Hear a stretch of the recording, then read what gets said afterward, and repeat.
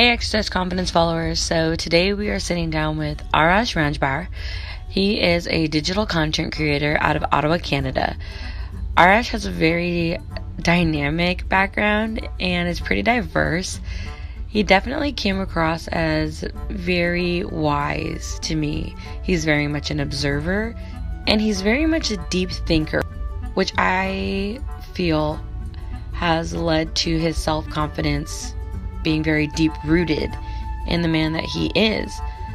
We talk a lot about his self-discovery. We talk about the work that he is doing and how he is constantly pursuing the dreams that he wants to make his day-to-day reality, and how he was able to get in touch with himself to better solidify his self-confidence. It's going to be a really good one. It's going to be a lot different than anything that I've ever put out so far. And I really hope that you just enjoy a lot of the wisdom that he imparts on you during this time, because I think it's very helpful to cultivating that confidence for yourself and learning how to exercise confidence day to day. He may be better known as Goosebar Getum. So without further ado, let's dive into our interview with Arash on exercise confidence. So where did your Instagram name come from? What is that? Oh yeah, so that's a kind of a funny, odd story. My last name's Randjbar. Right. Randjbar. And my cousins, when I was a kid, they're like my big brothers. I'm a single child, but they called me Goosebar, which is just a play on words, my last name. Mm-hmm. And then it just stuck. And then I'm like, oh, this is kind of funny. And then Getum came when I was like 20, because I started, kind of related to what we're about to talk about, but I started getting out of my comfort zone, right, and pushing myself, and then I was like, Goosebar Getum. I like it. So I started getting them, I started getting them. That's great. As silly as that sounds. No, I love it. It's all good. Yeah. All right, today I'm here with the man, the myth, the legend. I have Arash on. He's the homie. Thank you. Yes, I'm so excited to have him. He's coming to us all the way from Canada. So that's super cool. We are excited to have you. I'm excited to interview you. I've been following your Instagram for a while now, and I love the content you put out. Appreciate it. So for our listeners that don't know anything about you, you've got 20 seconds or less to tell us whatever you'd like about yourself. Yeah. My name's Arash, and my biggest passion is storytelling. I want to be remembered for saying and creating things that mattered and made people feel something and made people think. So, creating things that matter. Yep. Is there a specific context that falls into for you, or is it kind of just vast? I love to entertain people. I also love to inspire people, and I feel like the things I create are my Instagram feed is such a mess of different things. I feel like it would be nice if there was some consistency, but there's so much happening, and I think about so much that, one video is me imitating my mom and our dynamic, and the next video I'm traveling and having a conversation with an entrepreneur. I want to express all of it, and if I can make you laugh, or I can make you think, or if I can inspire you, I will use my passion for storytelling to do that. And sure, it would be good if there's maybe more consistency, but I also don't want to put myself in a box, because I'm not going to, I don't want to box myself in, and I'm just going to express myself and what feels right and the things that inspire me. Your inspiration and the stuff you put out there, do you feel like your confidence has grown through that, or do you feel like that's been some kind of springboard in any way? Yeah, well, I think there's a short answer to this, and there's a long answer to this. Okay. Whichever you like. Maybe the medium answer. Confidence. So I started making videos in 2015. Mm-hmm. And that wasn't because, and that was, there was a lot of fear and anxiety around that. I feel that the older you get, the harder it is to try new things, because all of a sudden you're hyper aware and sensitive of other people's judgments and opinions. It's one thing to make a video in grade 9, you're in grade 9, everyone, people expect you to be goofy or whatever, but then suddenly when you're an adult, you start doing things that are different, it's like you stand out. So there was a lot of fear around that, making my first video, but at the same time, watching my favorite creators on YouTube and stand-up comedians. There was this intense desire to start saying what I had to say. And at the time I was traveling and I had made some great friends. And they really pushed me to then just publish my first video. My first video was so bad, but like I hated it. And I didn't even want to publish it on YouTube, but my friends published it for me. Like I had it done and uploaded. But if I didn't publish that first one, I never would have made a second one. I never would have made a third one. And now it's 5 years and I've made so many. And had I left it to my own decision or my own thoughts, it never would have been good enough and I never would have published. And I feel like no matter what you're doing, the final step is to publish it. So it's like if you want to set up a podcast and you're not happy with it and you never release it, I feel like there's so much growth in the releasing, because that's when you're showing the world or whoever, like, this is what it is now, and like that's where all the fear and insecurity is built up around, and that's the last step. Like you can't, if you're not sharing it, then you're almost you're not. Yeah, that's one of the most important steps, is sharing it, because you're overcoming that hesitation and that fear of judgment and in your own insecurities. That's what you then have to confront when you're deciding to release it. That's why you need to release it, even though it's not going to be great. How did you find that confidence to just release the first time? Was it just your friends? Yeah. Was it something inside of you? I thought about this a lot. When I published my first video, was 5 years ago. I was 22, and I don't think it was a coincidence that it happened when I was 22. I don't think it would have happened when I was 21, because I didn't have the confidence. What happened was I finished university. I graduated with a Bachelor of Science.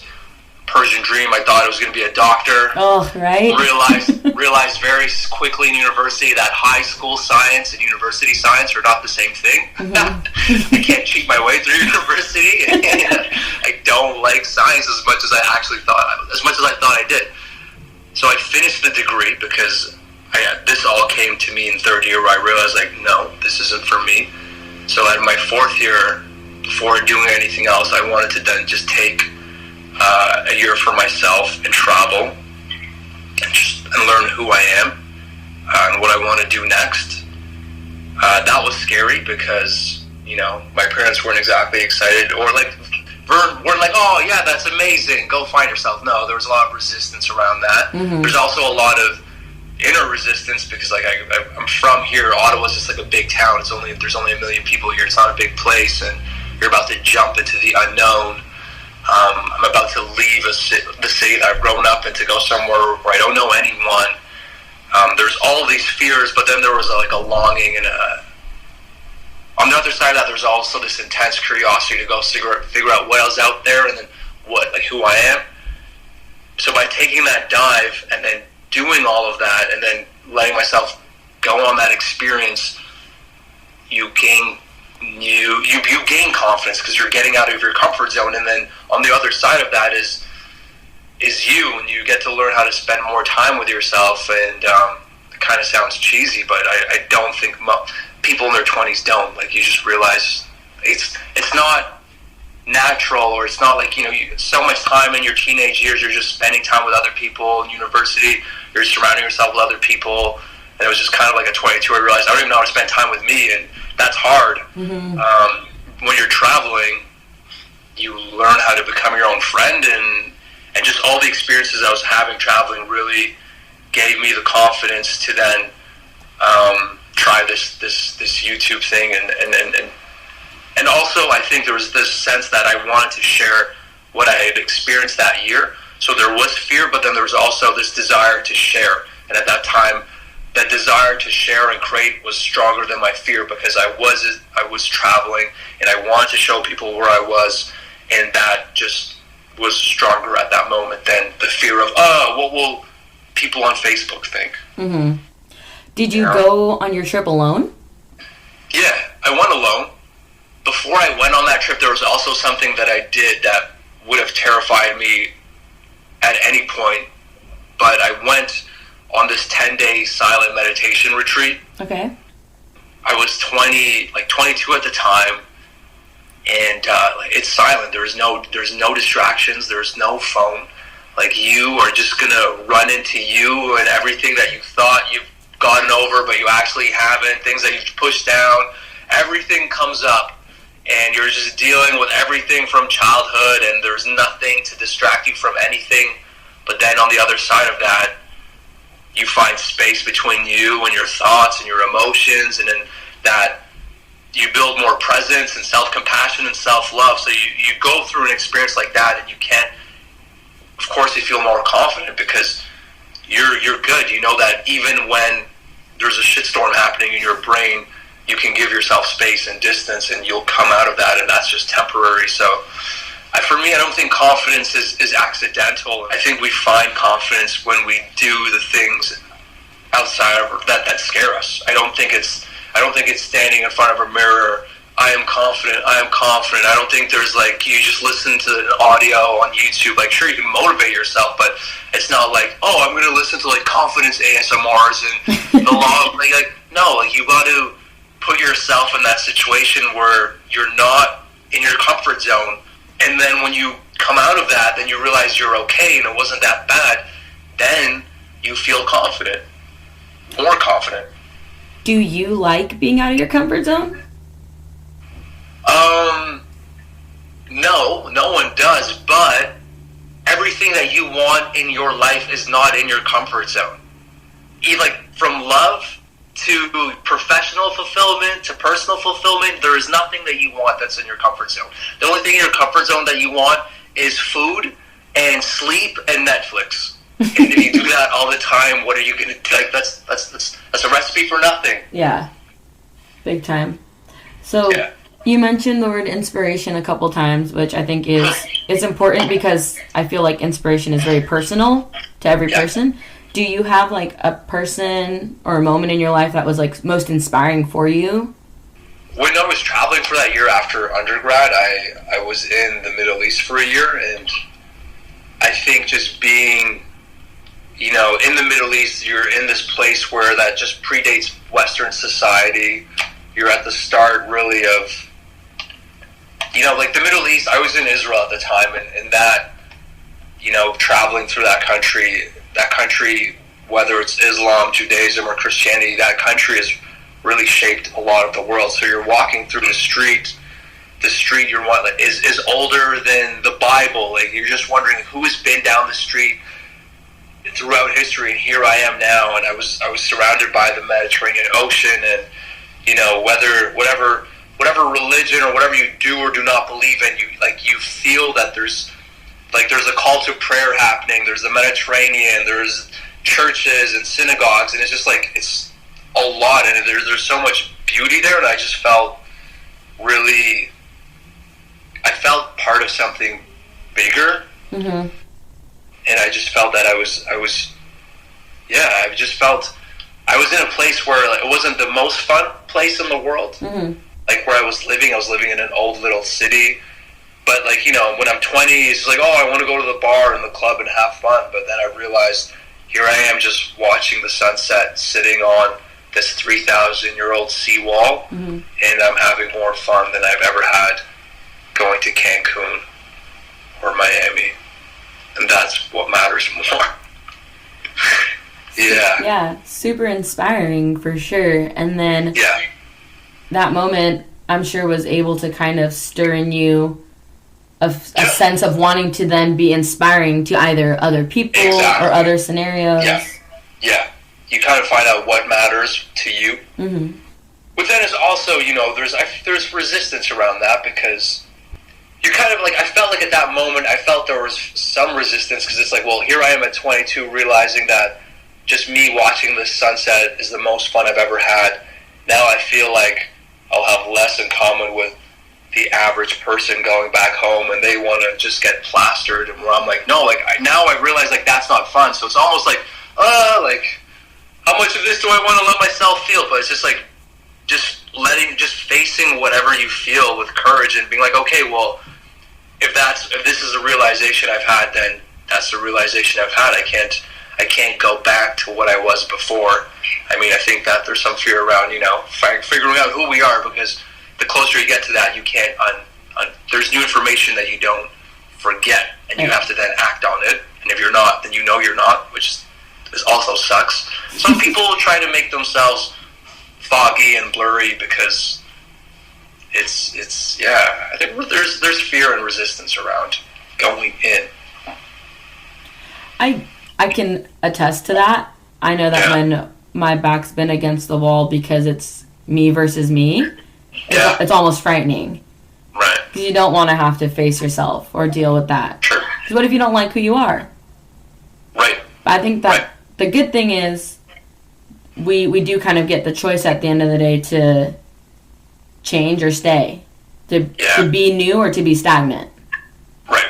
Yeah.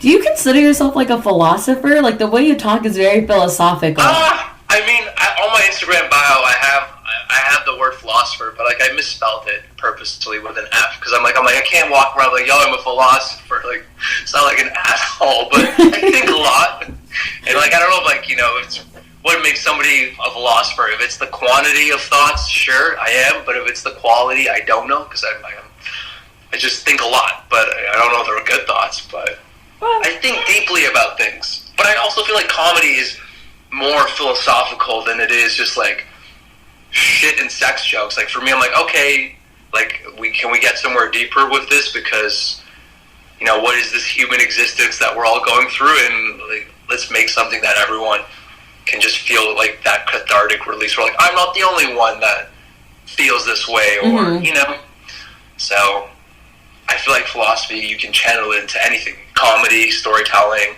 things that are more serious, but yeah, I would think so. Yeah. And why not? Claim it, right? Yeah, for but, sure. Like, as a kid and as a teenager, were you really, like, inquisitive, outgoing, kind of like class clown, or were you more reserved? Okay, yeah. So again, there's a short, long, and I'll try to give you the medium answer. In high school, I think everyone is a little bit awkward in high school. My high school experience was like I didn't really fit in. I went to school in the suburbs. Mm-hmm. I was like one of 3 people who looked like me in the high school. It was like jocks and like just rich, white, affluent kids. I didn't really fit in. And for high school, like going into high school, I was quite confident, outgoing, but just being in that environment where I wasn't clicking with anybody, I think I lost a lot of that. And my weekends were just a lot of Xbox. I graduated high school and I was quite, there was a bit of social anxiety and awkwardness. That was me coming out of high school. But then university, as much as I didn't like what I was studying, the university experience itself was great, and it was a way for me to reinvent myself. And I knew that this was where I was going to just get over my social anxiety.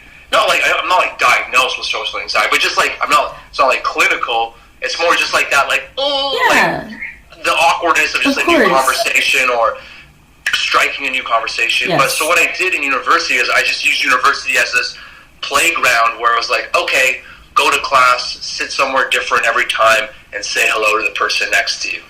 It's like, okay, I can do that, because you'll notice you go to university and wherever you sit the first day is probably where you're going to sit for the rest of the semester. Yeah.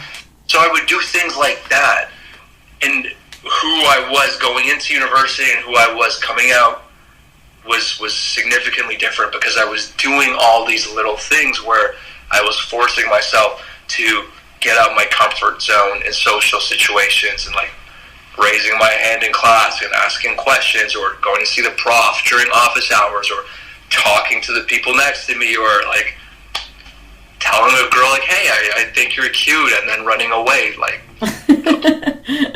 those things happen, and you feel good about them regardless of how silly or awkward it is, because you're like, well, I got out of my comfort zone. And I think I just started making a habit of doing that.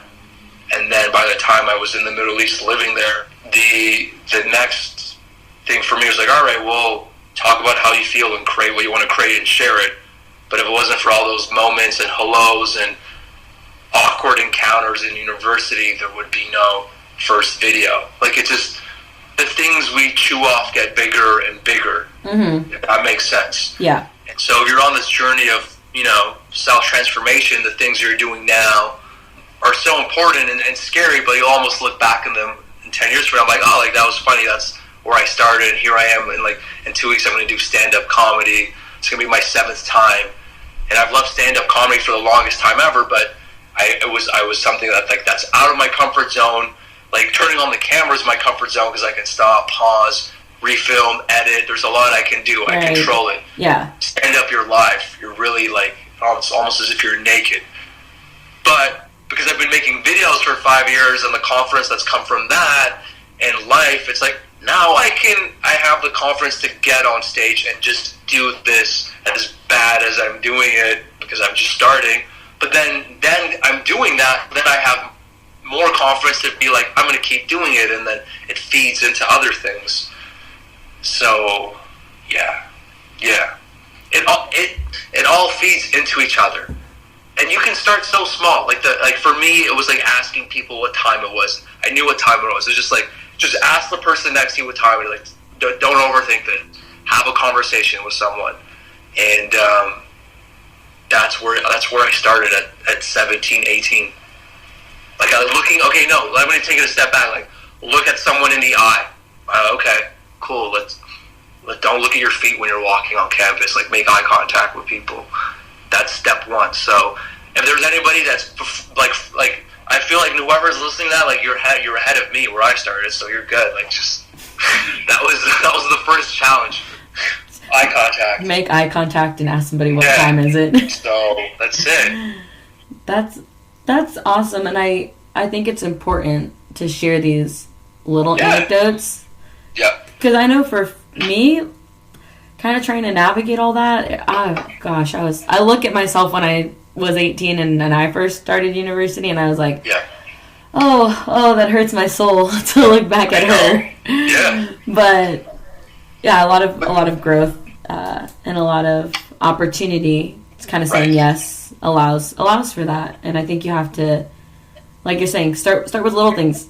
Eye contact is so uncomfortable in today's day and age, especially because we just get to look at our phones whenever we want. I think I think about that a lot, and that kind of frightens me, where it's because, like, the phone becomes a substitute for real interactions and conversations. So I'm thinking, like, wow, university was really a place where I became more confident because of all these social interactions. Now in 2020, I have friends in university, half their classes are online. In 10 years, it'll probably be 90%. In 20 years, will there even be a campus? And sure, it's convenient, but for me, I got more out of university from being there around people than I did in, like, the academic perspective. And it's like we might get to a place where, that's the chances to just say hello become less and less, and then we become more and more anxious to make and say those hellos, and then we'll just get into this weird place where it's so out of our comfort zone just being a human being. Yeah. Which is scary, but like, so it's make an effort to go against that voice that's like, don't say hello, or because I feel like that's always the default, like that's what your brain is going to convince you to do. Yeah. Yeah. And going against the voice that's within you, is that easy or hard for you, especially as you touched on being Iranian and not being a doctor or a lawyer or an engineer? A lot of that voice, I think, is ourself, and then it's also our culture, it's our parents. Like, that voice is so many different things. Not only I like to be creative, but I'm also fascinated by creativity itself, and like, these are all things I struggle with. So it's not like, oh, I'm making videos all the time. Like, no, like 50% of the time I'm like reading how other people deal with their struggles and self-doubts, and it's just, I think it's humbling to know that every artist is going and struggling with that inner voice and inner critic, no matter where they are in their career. The people that you think are, the top of their game all feel that. And I feel that that voice doesn't disappear necessarily, but you give it less power.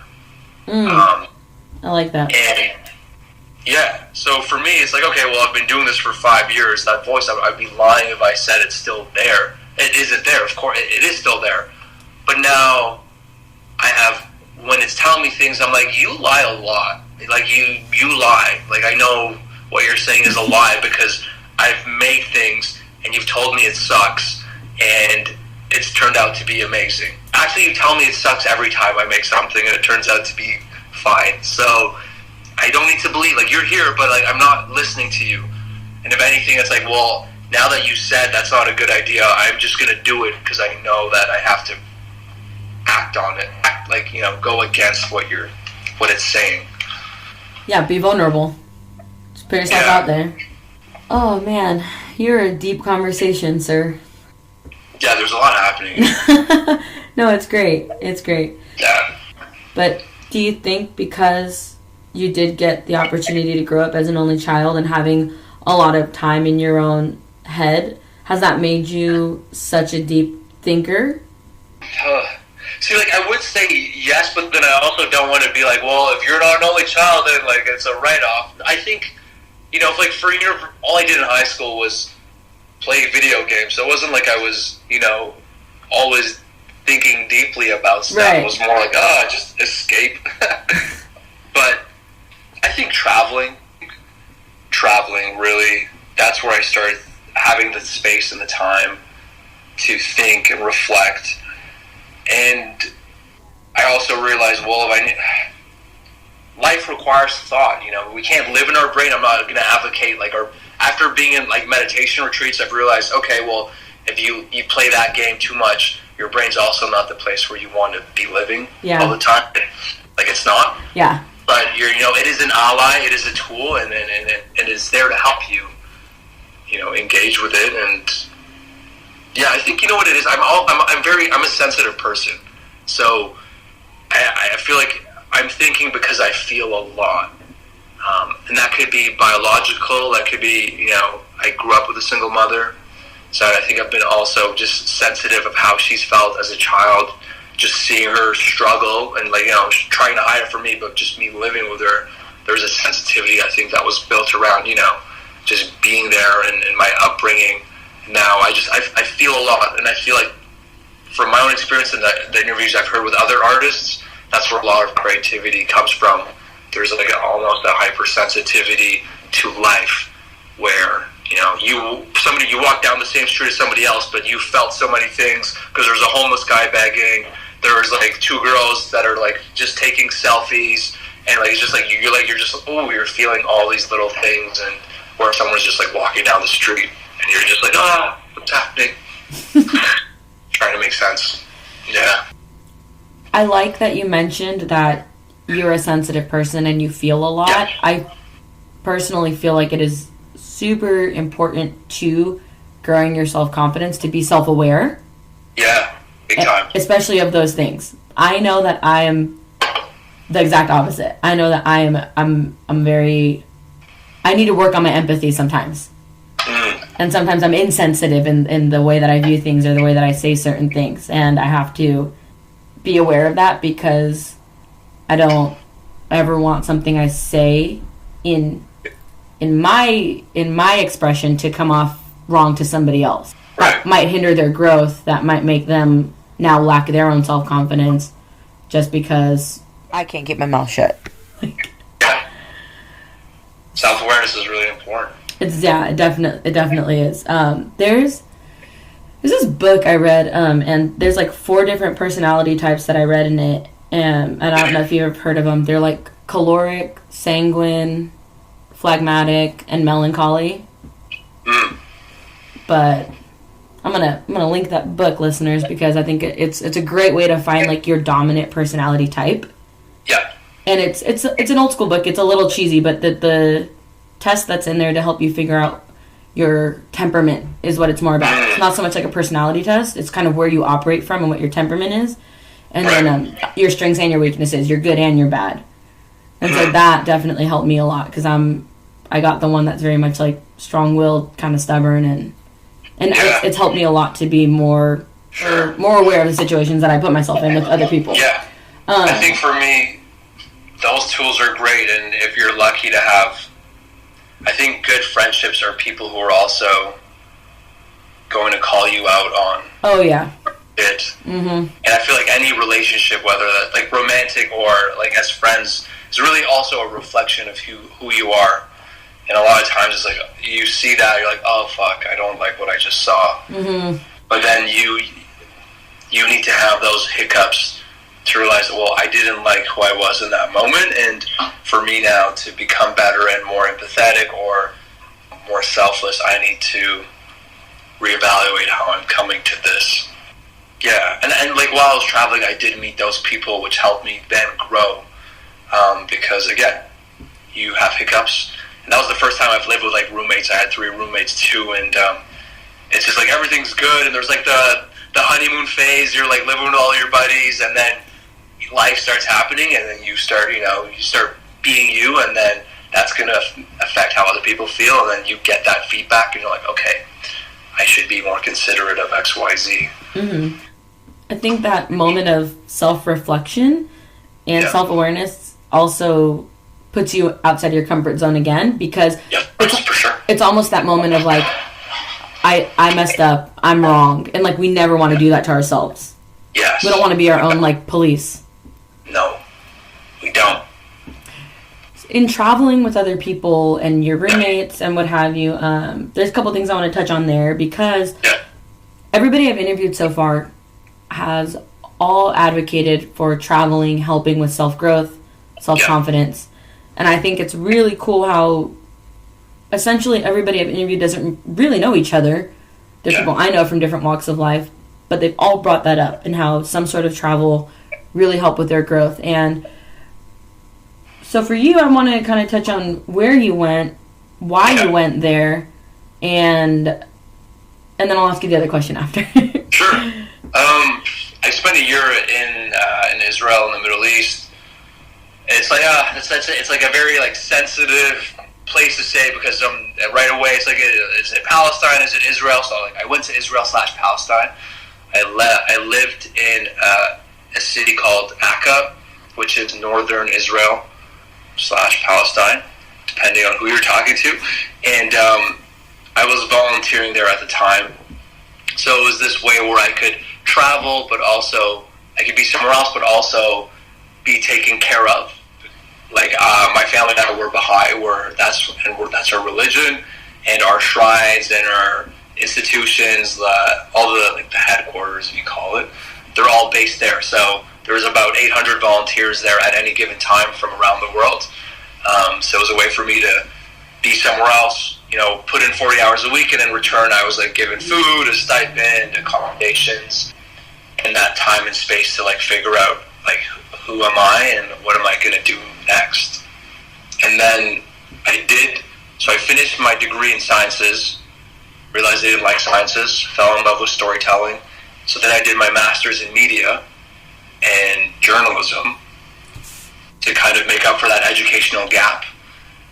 And then I went to Southeast Asia for a year after that with my camera, and I wanted to just do kind of this Anthony Bourdain style trip where I just practiced storytelling and everything I've learned in grad school.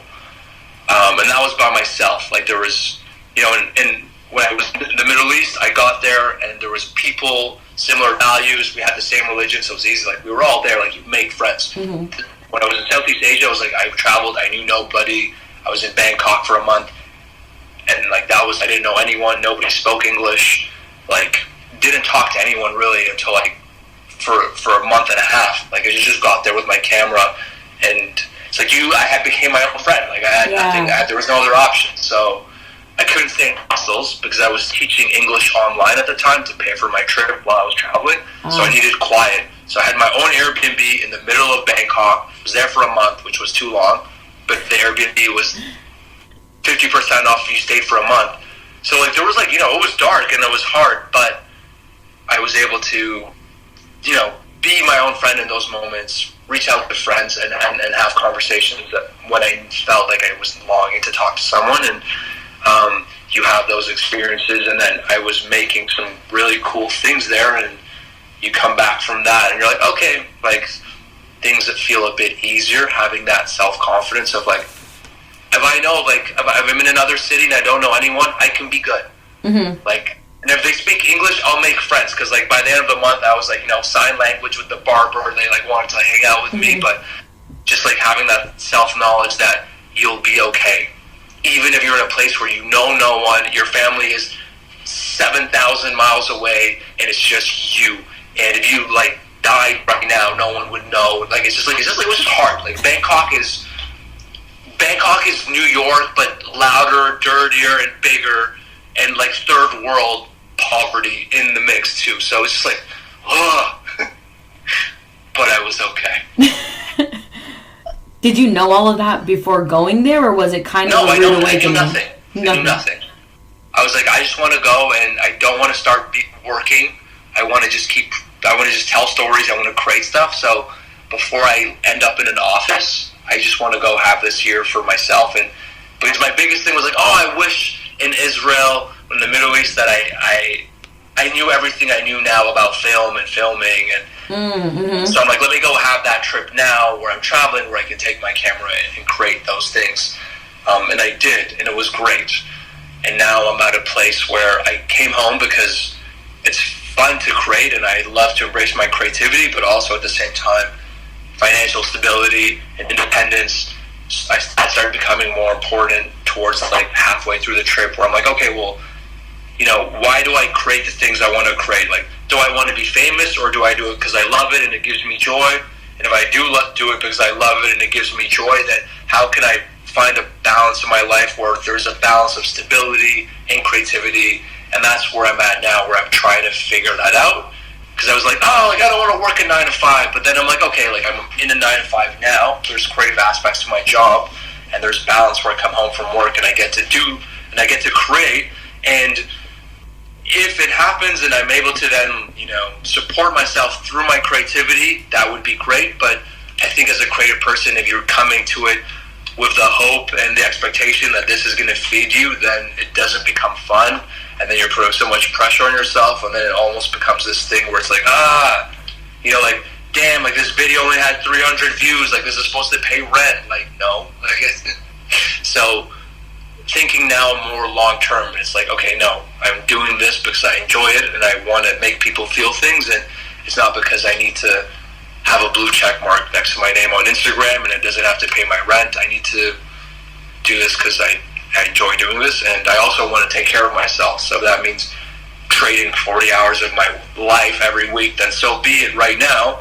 And as I continue to grow, that's something I can continue to revisit every 2-3 years and see how I feel. I'm not like writing it off. I don't think I'll be there until I'm 65, but for now it makes sense where I am, and then I'll continue to revisit that year after year. It's like the artist's dilemma to find the perfect balance. For sure, because you want to, like, mental health is important, and it's just, it's not fun sleeping on people's couches and we romanticize like being like a poor artist. But then I'm 27. I'd like to be a father one day. I'd like to provide. I'd like to help my parents. I want to take care of myself, and these are all things that I want to do and I can do. And I don't think it's just, there's a balance that you have to create in your life, and finding the right balance, and then calibrating if you're off balance. But yeah. And you know what? You're able to provide for yourself and still create without completely sacrificing everything that you wanted, because you didn't stick with your sciences degree and continue on to what med school, whatever it was you were going to do. You took that time, you found yourself, you've been growing, you are growing. And I think that's something that not a lot of people do. And I don't think society really gives us that confidence to feel like we can do that for ourselves. No. It's like you gotta get your degree by 22. You gotta, if you're getting a master's, finish it by 25 at the latest. You gotta be in your job by 30, and then smooth sailing till you're 60. Yeah. Which is unfortunate, because I do think, especially in today's day and age, that the late 20s, the early 30s, there is a lot of room for self-exploration, self-growth. 100%. You're so much more Yep. self-aware, more self-confident, and I think you're at a better position to then plan that path for the future. For sure. I think the challenge now, if I'm being honest, but it's not a challenge, it's an opportunity, it's just self-discipline, because if you work 8 to 4 or 9 to 5, and you go to bed at midnight, because or 11, it's like that's 7 hours to do something. Mm-hmm. Yes, you're tired, but if you can just give yourself an hour to focus on the things that you love and that matter, those hours add up quickly. And by the end of the week, that's 7 to 10 hours you could be putting into things that are meaningful to you, and over a decade, you don't know what that will turn into. Versus coming home and eating that second plate where you're like, fuck, I shouldn't have, and now I don't feel like doing anything, so I'm just going to watch Netflix. Like, it happens, but I also know I'd probably catch myself before that happens, where I'm like, no, maybe let's not self-sabotage the night. Let me just work on this one joke for 30 minutes and try to refine it, give myself that time. And yeah, some days are great, some days it doesn't happen, but I realize now it's just a matter of self-discipline, because there's still time. There's still a lot of time. I mean, I don't have kids, I don't have real responsibilities other than myself, but, when I come home, it's just a matter of, like, it's me versus me. Yeah, I'm tired from work, but can I just shake that off? Can I just meditate for 30 minutes, and then can I write a script? Can I get in front of camera and just talk out some ideas? Yeah, the me versus me, however you want to phrase it, you versus you, that's come up a bit too, and I think it's a bigger enemy, or it's a bigger obstacle than you realize most days, because we, like you said, we don't like being out of our comfort zone. No. We don't like pushing ourselves to somewhere that's new or something that's different. But if you can get out of your own way and take the first step, second step's easier, third step's easier, so on. I think there's something I've realized too, the older I get, and it's like sometimes I feel like we live in a day and age in 2020 where social media has become the new lottery, where you can become viral, which is like the new jackpot, just being what you are today because of some video or something that you were like, by luck, by no other reason than that. And that happens to like 1 in 10 million. That's so infrequent. It's like the lottery. And it's kind of like, well, if that is that going to be my approach, or is it going to be spending that hour a day after work and slowly building and working on my craft and getting to a place and becoming that person who then, is worth listening to for 30 minutes or has something new to say, or there is no real shortcut. I feel like, if I just hop onto TikTok and I just make a couple videos on TikTok, maybe like this will happen, or I hop on the next thing. It's like, no, like maybe you need to just keep becoming more and working at your craft more instead of trying to seek some type of, I don't know what I'm trying to say, but... Well, I totally get what you're saying, because we definitely live in a day and age of instant gratification. We want it now. Yeah, it's like we're like the microwave generation. It's like, you pop in the microwave, your food's done. You get that, you post something, you get that instant dopamine rush when there's a like on it. There's all these little instant gratification things,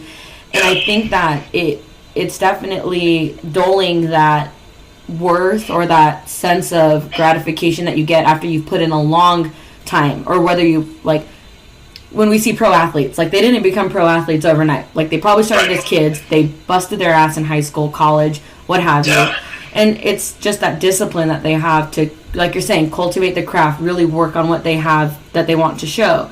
And so it's like today, if it's not happening right away, like, people don't want to keep working for it. And I've noticed that when I talk to people about confidence, I'll have people, whether they DM me on Instagram or friends that I know in real life, like, will ask me for like tips or help, or like they're feeling really down or depressed or anxious, and I'll give them a really great time of listening and conversation, and then 2 days later they're like, the world's falling apart again because it didn't happen right away. They don't feel better tomorrow. And it's the thought that it's gonna suck and it takes a long time for certain things, but some things are worth it. Self-confidence is worth it. Honing your skills worth it. Like, getting to where you want to go in life is worth it. Right, for sure. I mean, speaking of getting to where you want to go, you keep talking about stand-up, and that's something new that you're doing. Yeah. It's going to be my 7th time in a week. 7th time in 1 week? It's going to be my 7th time doing it. Oh, okay. In a week it'll be your 7th time. Got it. And even that, the first time I did stand-up was 2016. And I didn't do it for a year. Because I'm like, oh shit, that was scary. And then the next year I did it 2 times. And the year after I did it 3 times. Now this is the first time where I'm like, since the new year, or since November, I've done it every month. And my goal is to like, all right, let's try to get there. Let's try to get to a space where I'm doing it 2-3 times a week. I can certainly manage that with my job.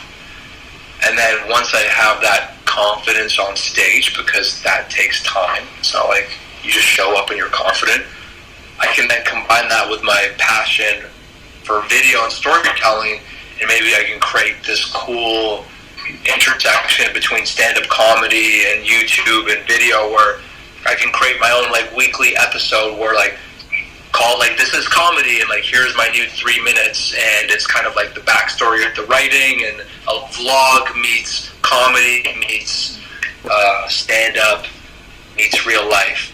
And I feel like, okay, cool, like now we're taking 2 worlds, stand-up and videography, and we're creating something new that not many people, one person's doing that on YouTube, Andrew Schultz, who's a comedian who posts this stuff, but no one else is really doing that. And then I'm like kind of in a league of my own as I get better, because I'm my own promotional vehicle, because I can film and create my own videos. That's something that excites me. Yeah. And it's totally out of my comfort zone, but every time I do it, I feel like my life has purpose. I feel like I beat that voice. I feel, even if it doesn't go great, I feel like, hey, I did it.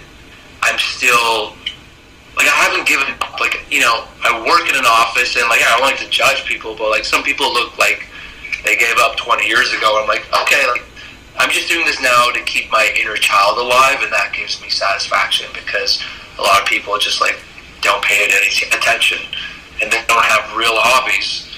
And for me, it's like, no, this is how I stay true to myself and young at heart, doing this thing that's fun to me. And that's important, and I love that, and I appreciate that you stay true to yourself and you share that with the rest of the world, because, like I said, it's not something that you see often, and I think that's definitely why I've been such a big fan of you and your work. Thanks. And I'm so happy to be able to have this conversation with you, and then to share it, to hopefully let more people kind of just hear about the things that you have to say. And I know for sure something you've said in this time will strike a chord with some of the listeners out there, for sure, because we all have different roads to walk down, but at some point we all go through the same stuff. Yeah, for sure. Different roads, but there's the same inner critic and doubt and the human experience that we all have to go through. So, yeah. So it's been great. I've been so excited to just hear from you, and I'm excited to share this. And speaking, like, you know, we're talking about that inner critic and the human condition. If you could offer like one piece of advice for somebody to be able to like exercise confidence and really create their own sense of self-confidence, what advice would you give? I think the best thing would be to just get out of your comfort zone as much as you can, and it doesn't matter how small what small step that could be. That could be eye contact, that could be small talk with a stranger. When that feels a bit more like your comfort zone, it could be public speaking. You can sign up for Toastmasters. It could be an improv class. But the more you can gamify stepping out of your comfort zone, the more that your comfort zone expands, and it becomes fun to continually try to challenge yourself. And the more you challenge yourself, you start really falling in love with yourself, and I think self-love is earned. It's not just given. I feel like we have to give ourselves reasons to love and respect ourselves. The same way we have other people give us reasons to love and respect them. It's not just a given. Someone comes up to you and respect me and love me. It's like, well, I don't. You know, that's earned, and also we have to earn it from ourselves too. And that comes by, doing the things that scare us, doing the things that are important to us, and if we don't know what's important to us, making the space and time to sit with ourselves to figure it out. I think all that is super valuable. I love it. I appreciate it. Thank you for sharing that. Yeah, thank you. Yeah. So I'm very excited, and again, I really can't thank you enough. This was definitely monumental for me. I'm so excited to put this out there. Yeah, I'll share it as well, and thanks for making the time, and that's amazing that you're doing this, and keep going. Don't get in your own way. Yeah, definitely. Wise words from our wise interviewee today. Hey. All right, thank you. I'm gonna wrap this up. Have a good night, JR, and we'll keep in touch. I'll do a creative check-in with you every now and then, make sure that this thing is still happening. Yeah, for sure. With these news, and you can be like, "Yo, are you doing stand-up? Are you writing jokes? Are you not? Don't overthink things." Accountability. Accountability. That's important. It is important. It is. Yeah. Well, again, I'm really grateful. I really, really appreciate it so much. Thank you so much. Yeah, my pleasure. So there you have our episode with Arash. As you can tell, it was very different than what I have produced so far in the way that it kind of flowed. But there was a lot of good insight in there. And I was super grateful that I was able to just share that time and interview him to get his experiences, his advice, and just some of that knowledge that I really think comes from him being that deep thinker and being very in tune with himself and the world around him. I'm just really grateful that he agreed to be on the show. He's awesome, and we look forward to all of the great and wonderful things he's going to continue doing, not only with his digital content creations, but as a stand-up comedian and just as a stand-up guy who is a pillar of how to exercise confidence. Check in next week. We are going to be speaking with Bree Guillory. Bree is a NCAA college basketball athlete. She is pursuing a degree in occupational therapy, and this girl has just got some grit. We're going to learn about how she overcame some really hard obstacles and never gave up and was able to exercise confidence to just achieve those goals, and how she was continuing to do that. So we look forward to having you tune in next week. Until then, you can keep up with all things Exercise Confidence at Exercise Confidence on Instagram. For now, signing off, I'm Jaren Asari, and I hope that you find a way to exercise confidence every day.